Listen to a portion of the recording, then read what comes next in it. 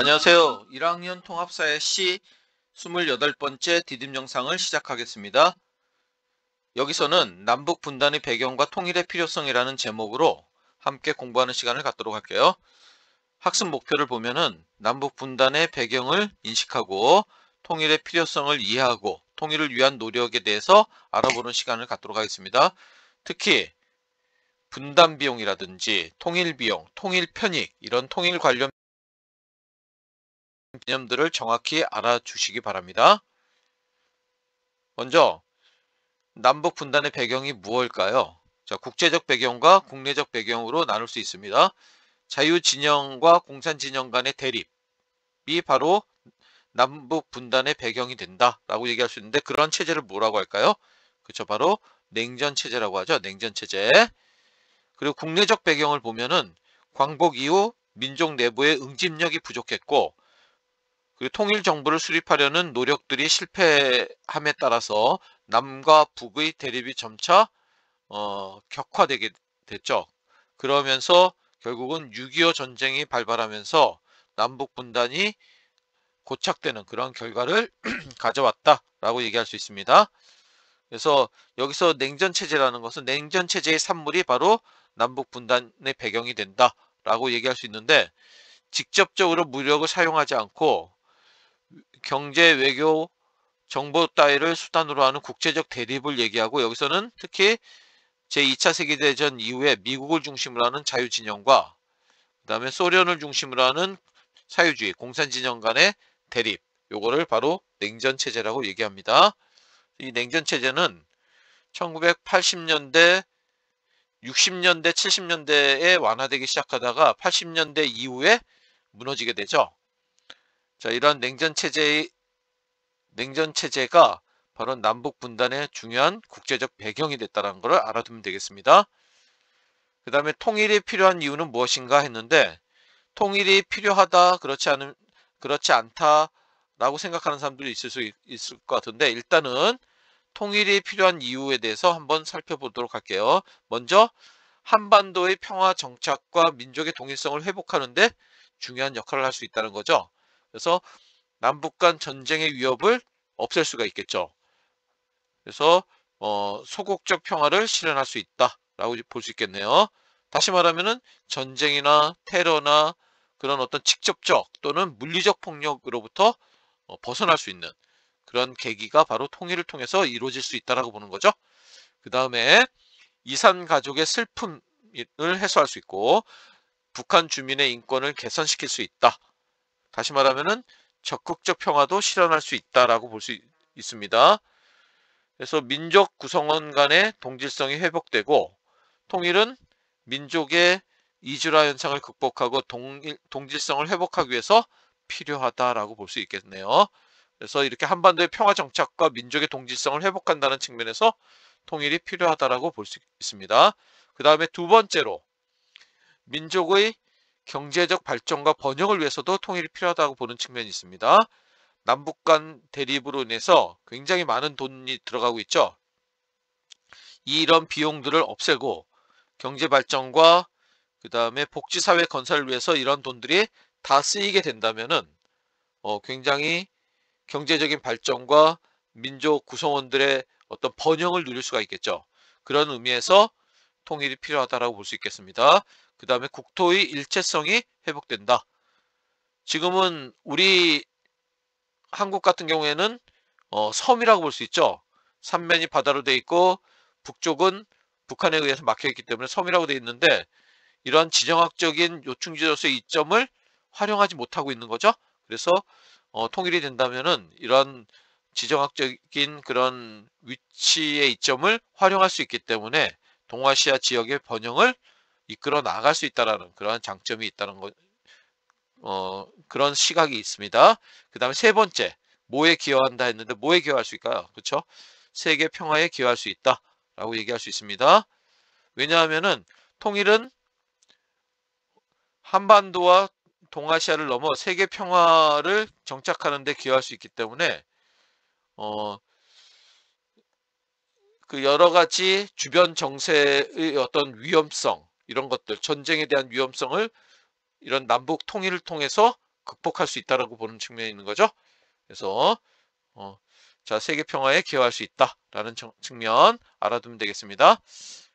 자, 그래서 통일의 필요성을 교과서에서 설명하고 있는데 우리 같은 문화와 전통을 유지해 왔기 때문에 그런 이질화가 심화되고 있다. 그래서 통일이 필요하다라는 측면과 그다음 민족의 동질성을 회복하는데 통일은 굉장히 중요한 역할을 할 것이다 라는 측면이 있고, 정치적으로 보더라도 정치적 안정과 평화를 얻을 수 있다는 점, 그 다음에 구성원 모두가 자유와 인권을 보장받고 평화를 누리며 살아갈 수 있다는 점, 이런 점들이 통일의 필요성을 얘기하고 있네요.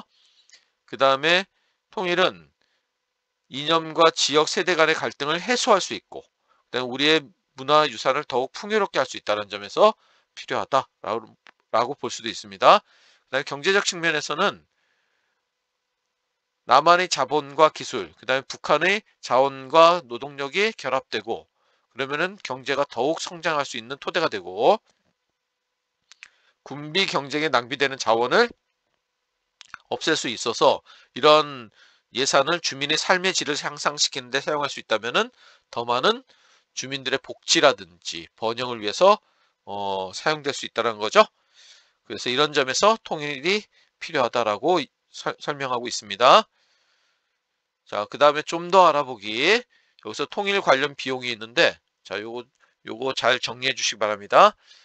먼저 분담 비용, 그 다음에 통일 비용, 통일 편익, 이렇게 나눌 수가 있겠죠. 분담 비용, 통일 비용, 통일 편익, 이렇게 나눌 수 있는데, 분담 비용은 뭘까요? 분담 비용은 남북 분단과 갈등으로 발생하는 비용을 얘기하는 겁니다. 그래서 남북 분단과 갈등으로 인해서 경제적 비용이 들어가고 경제 외적 비용이 들어가는데, 그래서 국방비를 많이 지출하게 되죠. 그리고 남북 간의 외교 전쟁이 일어나는데 그런 외교 전쟁과 관련된 비용, 그다음에 남한도 마찬가지고 북한도 마찬가지고 이념 교육을 하게 되죠. 그래서 이념 교육에 들어가는 비용, 이런 비용들이 바로 경제적 비용에 해당되고 분담 비용이라고 얘기할 수 있겠죠. 그 다음에 경제 외적 비용으로는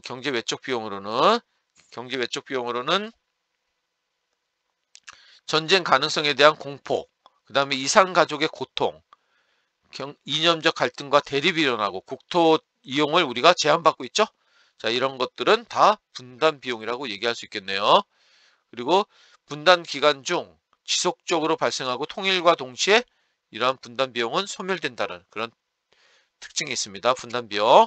그 다음에 통일 비용은 통일 후 우리 민족이 남북 간의 격차와 이질적인 요소를 통합하는 데 들어가는 비용을 통일 비용이라고 얘기합니다.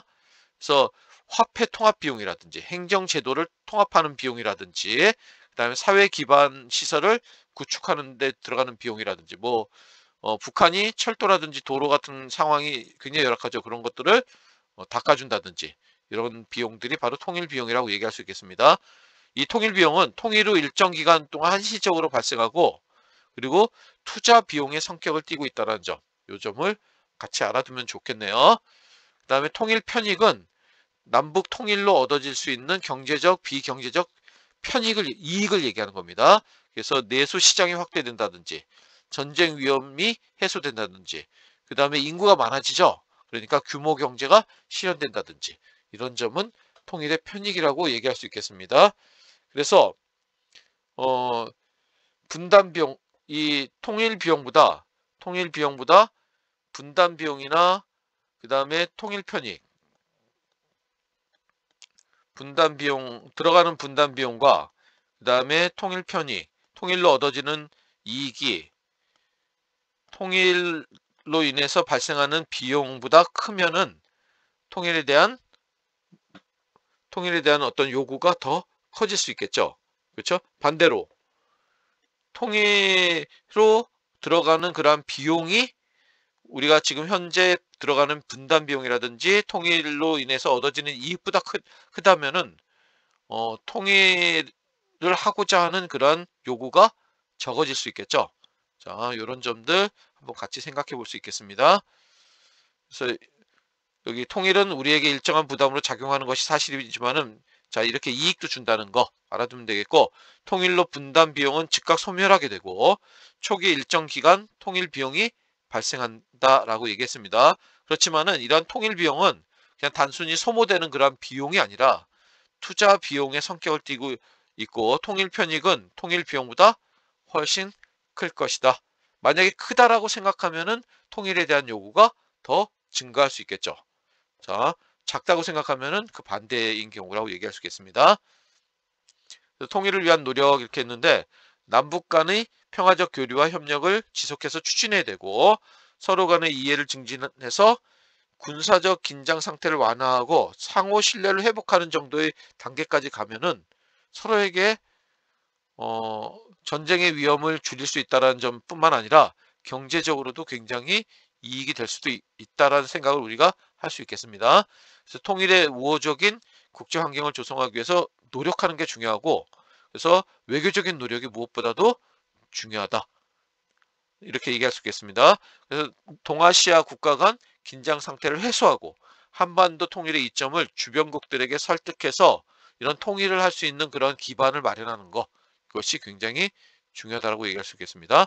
그래서 통일 한국의 미래 보면은 동아시아 교류의 중심지고 국제사회의 평화에 기여할 수 있다. 지금 현재보다도 훨씬 더 강대국으로 우리가 발돋움할 수 있는 그런 계기가 될 수 있다라고 얘기할 수 있겠습니다. 자, 여기서 질문 만들기. 자, 학습지 80쪽에 있는 질문 만들기. 자, 질문 하나를 각자 해주시기 바랍니다. 질문 하나씩 각자 만들어 주시기 바랍니다. 그 다음에 탐구활동 1번, 그 다음에 탐구활동 1번부터는 다음 디딤 영상에서 얘기하고, 이 탐구활동 1번부터 자신의 생각을 간단하게 정리해 주시기 바랍니다. 그 내용은 수업 시간에 함께 발표하는 시간을 갖도록 할게요. 이상 마치겠습니다.